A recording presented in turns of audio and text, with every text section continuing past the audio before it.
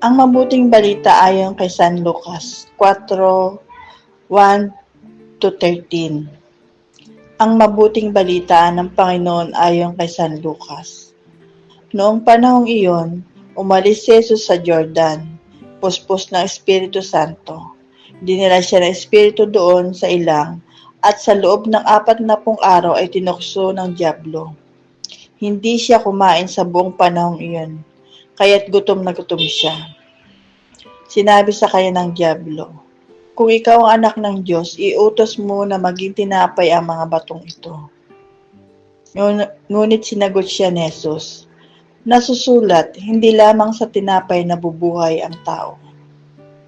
Dinala siya ng dyablo sa isang napakataas na lugar at sa isang saglit ay pinakita sa kanya ang lahat ng kaharian ng sanlibutan. "Ibibigay ko sa iyo ang lahat ng kapangyarihan at kadakilaan ng mga kahariang ito," wika ng dyablo. "Ipinagkaloob ito sa akin at maibibigay ko sa kanino mang ibigin ko.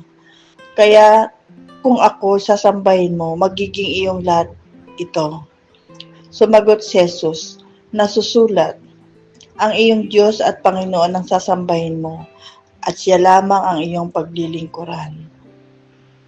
At dinala siya ng dyablo sa taluktok ng templo ng Jerusalem at sinabi sa kanya, "Kung ikaw ang anak ng Diyos, magpatihulog ka, sapagkat nasusulat, ipagbibilin niya sa kanyang maanghel ang ingatan ka at alalayan ka nila upang hindi ka matisod sa bato."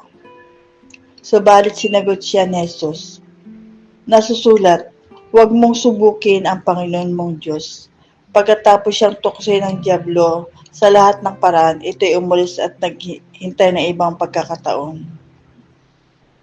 Ang mabuting balita ng Panginoon.